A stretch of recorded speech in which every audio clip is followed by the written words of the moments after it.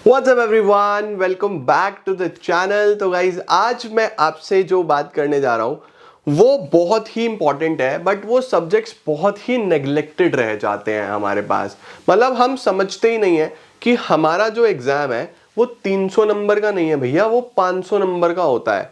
अगर आपके पास accounts, business studies, economics है क्लास 11-12 में, तो आपके पास दो सब्जेक्ट्स और हैं, that is English and physical education. जिनके पास फिजिकल नहीं है मैं उनसे बात नहीं कर रहा, जिनके पास फिजिकल है तो आपके पास भैया 40% मार्क्स आपके दो सब्जेक्ट्स के हाथ में है, इंग्लिश एंड फिजिकल एजुकेशन।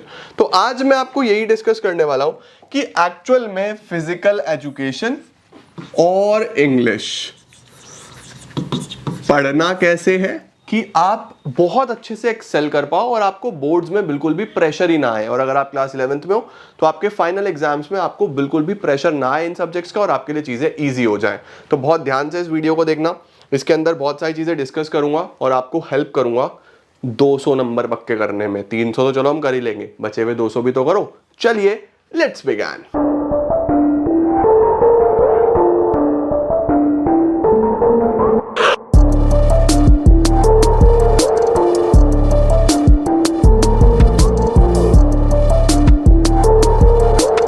बेटा जी, हम लोग डिस्कस करेंगे आज एक ऐसा टॉपिक जो यूजुअली बच्चों के साथ डिस्कस करा ही नहीं जाता।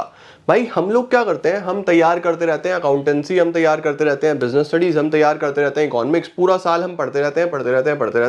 बट जब रिजल्ट्स आते हैं तो ट्रस्ट मी, मैं हर साल देखता हूं बहुत सारे इंटेलिजेंट स्टूडेंट्स अकाउंट्स में ले आएंगे 100 में से 100, बिजनेस में ले आएंगे 100 में से 100, इको में ले आएंगे 100 में से 100, फिजिकल एजुकेशन 100 में से 97, 96, 95, 3-4 नंबर कटवा दिए।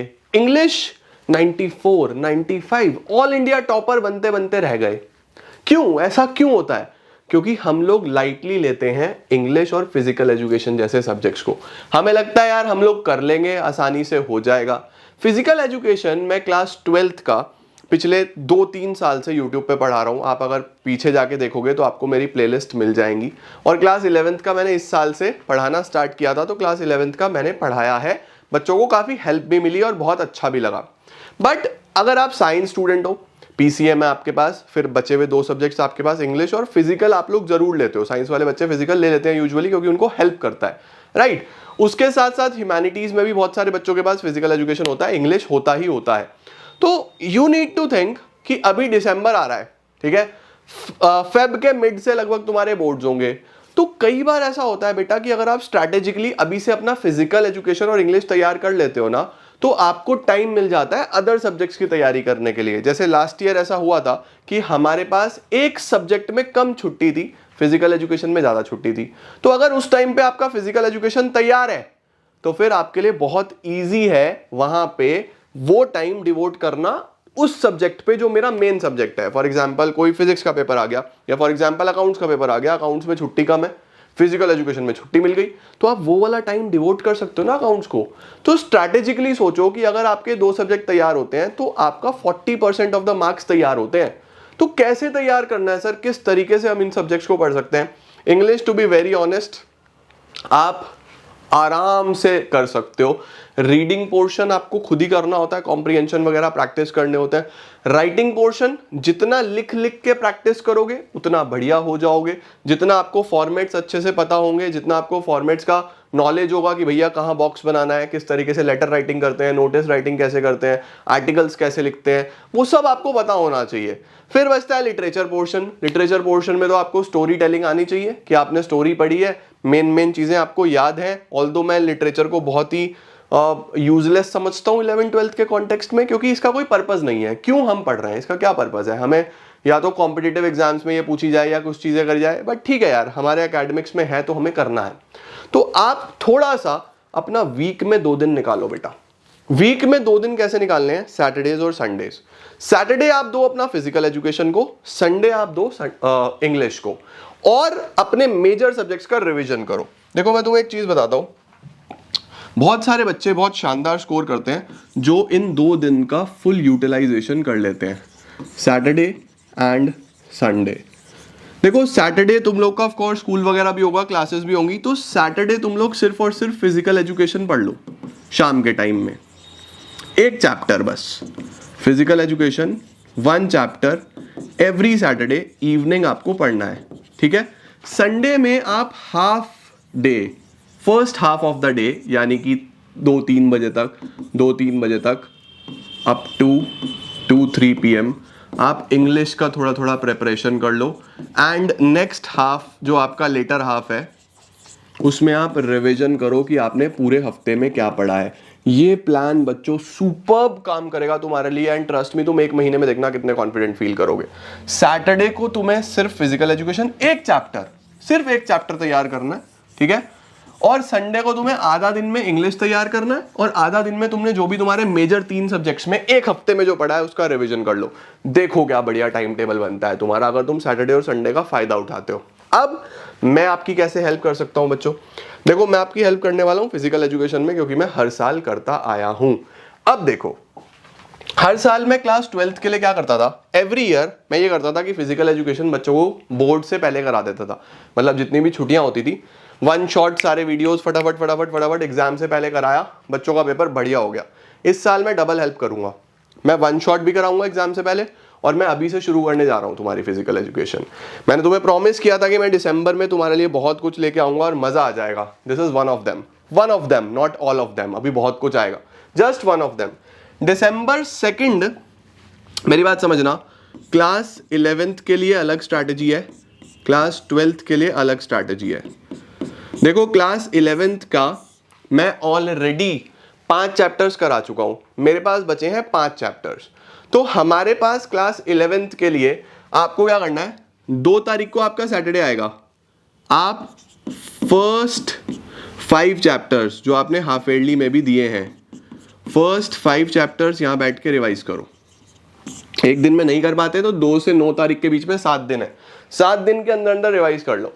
इसके बाद 9 तारीख से चाहे क्लास 11th हो चाहे क्लास 12th हो, फिजिकल एजुकेशन के न्यू चैप्टर्स में अपलोड करने वाला हूं 1 शॉट। क्लास 11th के लिए भी 9 तारीख को हमारा सेकंड सैटरडे ऑफ दिसंबर आएगा, क्लास 11th का भी एक चैप्टर आएगा, क्लास 12th का भी एक चैप्टर आएगा। सिमिलरली 16 तारीख को आएगा, क्लास 11th का भी एक चैप्टर आएगा, क्लास 12th का भी एक चैप्टर आएगा। सिमिलरली 23 तारीख को आएगा, 11th का भी आएगा, 12th का भी आएगा। 30 को आएगा, 11th का भी आएगा, 12th का भी आएगा। तो हमारे पास every Saturday is a physical education day now. 2 तारीख को मैं आपको टाइम दे रहा हूं, क्लास 11th वाले रिवाइज कर लो अपने पुराने चैप्टर्स। क्लास 12th वाले अगर चाहे तो लास्ट ईयर प्लेलिस्ट में से कुछ भी रिवाइज करना चाहे कर ले। क्लास 12th का फिजिकल एजुकेशन में 9 दिसंबर से शुरू करने वाला हूं। 4 चैप्टर यहां हो जाएंगे, फिर जनवरी में 5 चैप्टर हो जाएंगे, ऑलमोस्ट आपका फिजिकल एजुकेशन खत्म। फिर उसके साथ साथ जो 1 शॉट, जो रिवीजन, जो आपको इंपॉर्टेंट क्वेश्चंस चाहिए होंगे वो बोर्ड्स में तो होंगे ही होंगे, साथ साथ में इन बिटवीन आपको बहुत सारी स्ट्रैटेजीज, इंपॉर्टेंट क्वेश्चंस, PYQs में आपको कराता रहूंगा, ठीक है। तो पहले तो अपना एक शेड्यूल बनाओ पूरे दिसंबर का, एक पूरा कैलेंडर ले लो जिसके अंदर पूरे के पूरे वो होता है ना, सब लिखा होता है ऐसा, 1 तारीख, 2 तारीख, 3 तारीख, 4, 5, 6, 7, ऐसे ही पूरा कैलेंडर होता है। उसमें मार्क कर लो कि भैया इन डेट्स पे फिजिकल एजुकेशन पढ़ना है, और संडेज को मार्क कर लो half day English, half day revision. अब फिजिकल एजुकेशन में स्कोर करने का क्या तरीका है, what are the pro tips? तुम्हें क्या करना है, जितने मैं आपको नोट्स देता हूं आपको सिर्फ उन नोट से पढ़ना है। जो मैं आपको नोट्स देता हूं वो एक नोट से आपको पढ़ना है। उसके बाद अगर आप क्लास 12th में हो तो आपको एक अच्छा सैंपल पेपर बाय कर लेना PYQs के लिए, और अगर आप 11th में हो तो आपकी एग्जाम में, स्कूल में जो भी किताब लगी हुई है, किताब की बैक एक्सरसाइज आपको कर लेनी है नोट्स से पढ़ने के बाद। नोट्स कौन से, जो मैं बोर्ड पे यूज करता हूं, है ना। तो 11th हो या 12th हो, पढ़ना सिर्फ नोट्स से है क्योंकि वो सफिशिएंट है। उसके बाद क्वेश्चंस प्रैक्टिस करने के लिए अगर आप 12th में हो तो एक सैंपल पेपर लेना है, 11th में हो तो टेक्स्ट बुक के पीछे जो क्वेश्चंस दिए हुए हैं। उसके बाद सैटरडे संडे मैंने आपको ऑलरेडी बताया, इसका फुल यूटिलाइजेशन करो, रिवाइज कंसिस्टेंटली करते चलो। फिजिकल एजुकेशन बच्चों 100 नंबर का है, 100 में से 100 आने चाहिए। हर साल बहुत सारे बच्चों के आते हैं और तुम्हारी परसेंटेज पे इम्पैक्ट डालेगा ये। किसी सब्जेक्ट में कम रह गए तो इसमें 100 में से 100 ले आओ भैया, बहुत बढ़ती है परसेंटेज, लाइटली मत लेना। और पूरी कोशिश करो कि पूरा 100 में से 100 आए, पूरी कोशिश करो कि 100 में से 100 यहाँ पे आना चाहिए, चाहे कुछ भी हो जाए। मैं अपने एंड से पूरी कोशिश करूंगा कि आपको 100 में से 100 ला के दूं। आपको भी अपने एंड से मेरे साथ साथ मेहनत करनी है और 100 में से 100 लेके आना है। तो चाहे अब आप साइंस में हो, चाहे आप कॉमर्स में हो, चाहे आप ह्यूमैनिटीज में हो, this video is common to everyone. 11th में हो 12th में हो, वीडियो को भैया शेयर कर देना सब तक। साइंस, कॉमर्स, ह्यूमैनिटीज, 11, 12 सब बच्चे वीडियो को शेयर कर देना। पूरा इंडिया मिलके हम फिजिकल एजुकेशन की तैयारी करेंगे। इनफैक्ट आउटसाइड इंडिया भी बहुत सारे हमारे स्टूडेंट्स हैं, मिलजुल के तैयारी करेंगे और फिजिकल एजुकेशन में फोड़ देंगे। अकाउंटेंसी, बिजनेस स्टडीज, इकोनॉमिक्स चल रहा है, फिजिकल एजुकेशन में और करा दूंगा तुम्हें। इसके अलावा कोई और दिक्कत आएगी तो बिल्कुल भी स्ट्रेस मत लेना, भाई तुम्हारा तुम्हारे साथ है। स्ट्रेस फ्री रहो और एग्जाम्स में हम फोड़ने वाले हैं, right? Thank you so much guys for joining in. I am gonna see you all super soon. Till then see ya, take care, bye bye.